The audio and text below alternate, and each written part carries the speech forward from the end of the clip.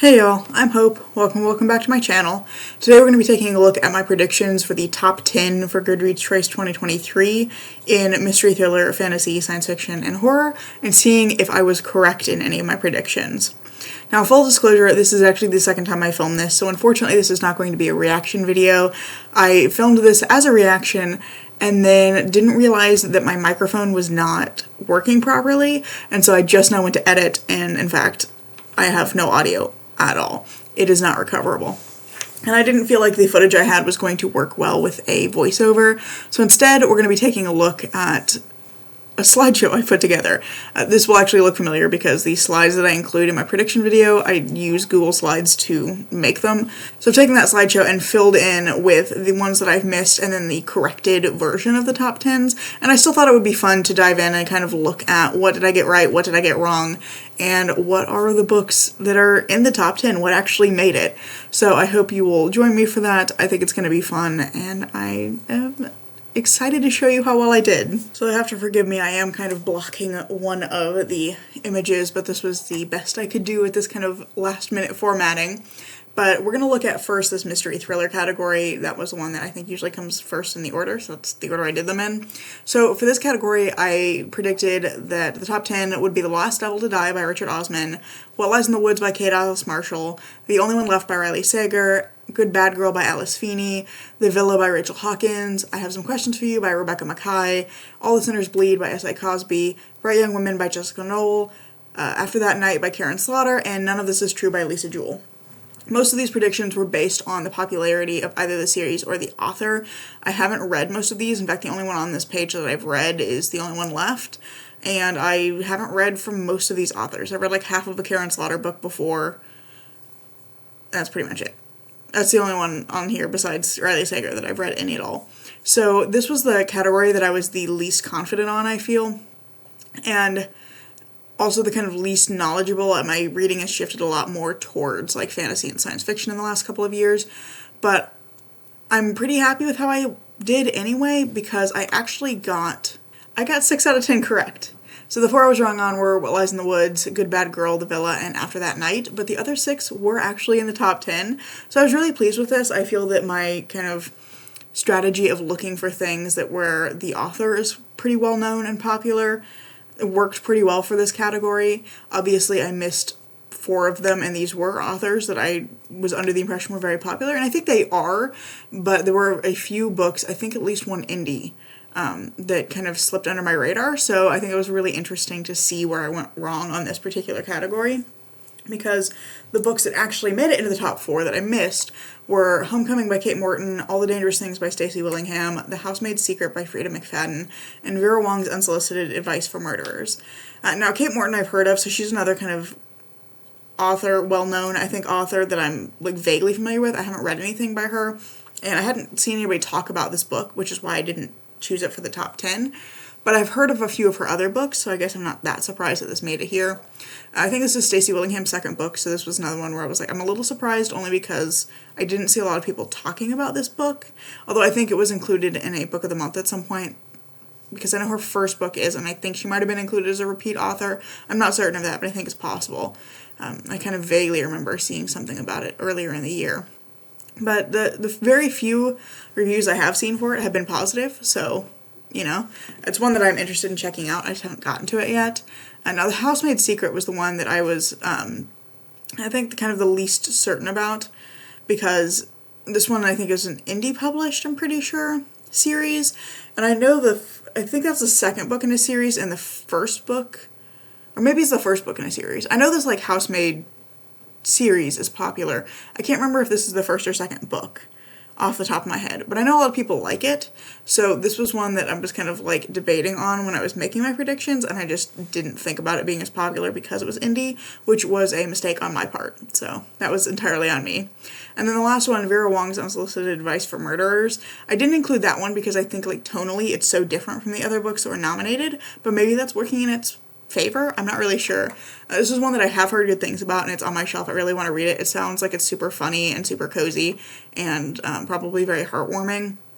but it's just one that I think kind of tonally was very different, and I didn't include it for that reason. So those are the 4 I got wrong, and I am pretty happy with how well I did here, especially because I've read so little of the books that were nominated overall, so I didn't have like a real sense of what the nominees were in a more general sense, because I've only read from Riley Sager before. So yeah, it was an interesting category, and this ended up, to preface for the rest of the video, this is the category that I got the least right in. So I did really well, and I'm not unhappy about getting 6 right. That's still better than half, so still was pretty good, I think. So next up we have fantasy, and the 10 books that I predicted for fantasy were Bookshops and Bone Dust by Travis Baldree, The Unmaking of June Farrow by Adrienne Young, Swordcatcher by Cassandra Clare, Emily Wilde's Encyclopedia of Fairies by Heather Fawcett, an author whose name I always forget because I always want to say it's by Emily Wilde, The Fragile Threads of Power by Evie E. Schwab, Hellbent by Leigh Bardugo, The Adventures of Amina Al-Sarafi by Shannon Chakraborty, and Starling House by Alex E. Harrow. And I don't know why I acted like that was the end of the list. It's not. I was clicking on something. Bear with me. So Starling House, Trust of the Emerald Sea by Brandon Sanderson, and A Day of Fallen Night by Samantha Shannon. Shannon Chakraborty and Samantha Shannon have gotten like mixed up in my brain clearly. Anyway, these were the books that I predicted would be in the top 10, and I was actually right on all of these. This is the only time I think now this is my second year doing it, I think across the like 8 total slides that I have made, the predictions I've made, that I've gotten all 10 correct, and I was actually really shocked that I did that well. This was a category where I had heard of most of the nominees, even if I hadn't like heard much about them, I had heard of most of them. I haven't read any of the nominees in fantasy. I actually didn't vote in that category at all because I hadn't read any of them. Quite a few of them are on my TBR. Several of them are even on my shelf, and I just haven't gotten to them, but I was really pleased with how well I did, and I feel like this is one where that kind of looking for big name authors or things that have been in subscription boxes or things that have been like all over, particularly TikTok, but definitely BookTube as well, worked really well, because again, I hadn't read most of these, in fact, none of them. So I'm really happy with how that went. And I also feel like I kind of in general have a better sense of what's going on with fantasy. That's kind of my preferred genre. It's my favorite genre. So I'm reading a lot more fantasy. I'm paying more attention to fantasy releases and, the goings on with fantasy readers and fantasy authors. So I feel like this was the category I had the greatest chance of doing really well in, and I'm really happy with how this went. It was very exciting when I discovered I had done 10, and I'm a little sad you don't get to see my reaction because of the audio loss, but it was really fun to realize that I had gotten all 10 of them correct, and I was really pleased, which made me really happy going into the next category, which I did not do quite as well in, but still pretty good. So next was sci-fi, and I predicted that the top 10 would be Lightbringer by Pierce Brown, and The Lives of Puppets by T.J. Klune, The Future by Naomi Alderman, The Ferryman by Justin Cronin, A System Collapse by Martha Wells, Children of Memory by Adrian Tchaikovsky, The Deep Sky by Yume Kitase, The Light Pirate by Lily Brooks Dalton, Some Desperate Glory by Emily Tesh, and Starter Villain by John Scalzi. Of these, I got 8 correct. If I can get... There we go. I got 8 correct. I was wrong on The Deep Sky and on Some Desperate Glory, so I'm, again, very happy with that. It's more than half, and in fact, it's just 2 away from being completely correct.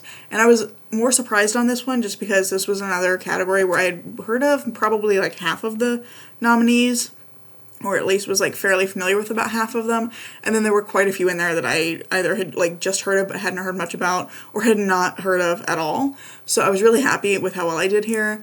The 2 that I got wrong, or the 2 that I missed, were Chain Gang All-Stars and The Marriage Act, and these 2 were ones that I had no familiarity with. I've heard of John Mars, and I had not heard of this author at all, Nana Kwame Adjei-Brenyah.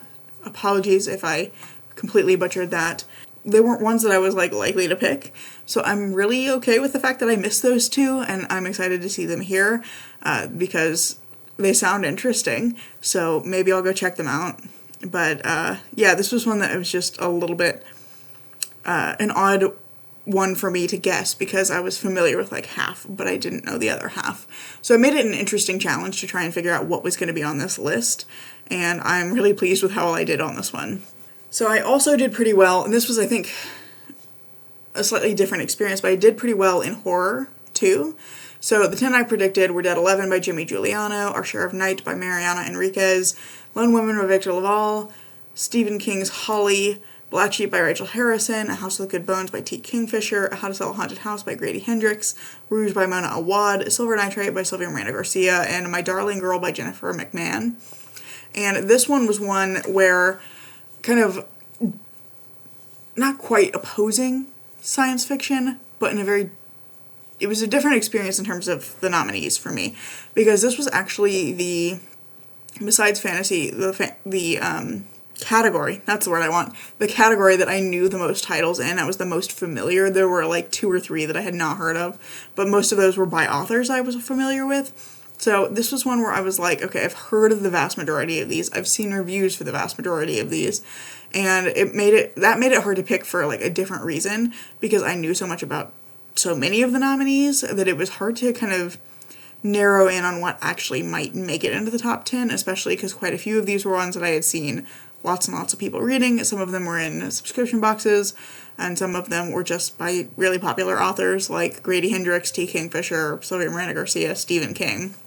So this was interesting, trying to narrow down 10 out of that 20 when I was familiar with so many of them, and trying to figure out like what to exclude was kind of hard. But I did very well here as well, and I actually managed to get 8 right of these 10. I was wrong on Dead 11 and Black Sheep, which Black Sheep was one that I was in a toss-up with another book that actually did end up in the top 10 for me, kind of in my mind, because I was hearing about them at the same time, and hearing a lot of people talk about both of them at the same time. So we'll get to that in just a second. But Dead 11 I just really wasn't sure of, because I think I'd seen a lot of people reading it earlier in the year, but I hadn't heard that many like actual reviews of it, so I didn't really know what to expect there. But I ended up missing, instead, The September House by Carissa Orlando and Vampires of El Norte by Isabel Cañas.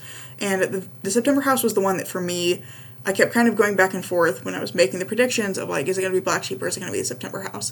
Because I had seen both of these around the same time, and I had seen a lot of people reading and reviewing them around the same time. And I ended up going with Black Sheep just because I think in my own kind of media consumption, I had seen more people have positive reviews of Black Sheep than The September House, but I have seen tons of people reading both. So I really wasn't sure there. I went with Black Sheep just because I'd seen more positive reviews, but it didn't surprise me that if I was going to be wrong on that, The September House was the other one that was in the top 10. With Vampires of El Norte, I didn't put that one in the top 10 because I'd actually seen quite a few mixed reviews, and particularly people not liking it because they said it was really slow and that it didn't have as much horror elements as they had hoped for. So I had set that one aside because I think there was a similar thing with this author's first book, The Hacienda, which I just read recently, and I enjoyed it, but I had kind of mixed feelings on it, so I didn't put it in the top 10 because I suspected that probably more people would have read and enjoyed, what was the other book that was there? Hang on, we've got Dead 11, because I had seen more people talking about Dead 11.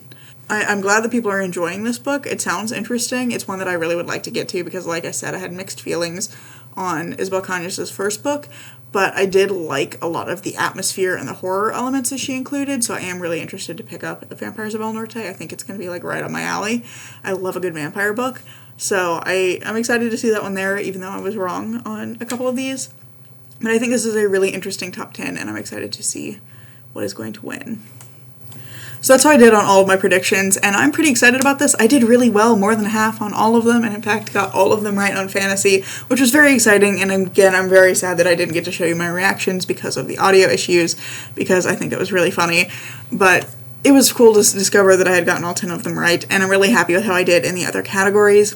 I'm also very interested in reading some of these nominees that made it into the top 10. There's quite a few books here that I'm really interested in, so I'm planning to do some sort of project of some kind with these categories for next year. I haven't decided quite what that's going to look like yet because I will be pretty busy in the first half of the year with finishing up school stuff, and I know that my last attempt at a Goodreads project was kind of overambitious, so I don't want to do that again because I read all the nominees, or I tried to read all of the nominees for sci-fi and fantasy in 2021, and that was far too many things to try to read. It was 50. I think I ended up reading about 25 of them, so I think I was just under half. It was like 23 or 24 of them. So I read quite a few, Okay, we're back. Sorry about that. My computer started going dark and the thing was flashing, telling me it was about to die. That project was just way too much, and I know I'm not going to have time to do that next year. I didn't do it the last time I did it, which I had a lot more free time then, too. So I want to do something with the nominees from this year, but I haven't quite decided what that's going to look like. I'm thinking it might be like reading the top 3 once we actually get the winners and we get that kind of ranking of how many votes each book got. I might do something with that, but definitely let me know down in the comments if that's something you'd be interested in, if I did some sort of reading blog looking at some of the top books from the Goodreads Choice Awards this year. I think there were a lot of interesting nominees, and I'm excited to see what wins. So I think that's pretty much all I have for you today. I really hope you've enjoyed this video, and if you have, I hope you'll consider giving it a like, maybe even subscribing to see what comes next. I'm currently posting every Tuesday and Saturday, so there is more content coming soon, and I hope to see you in the next video. Bye.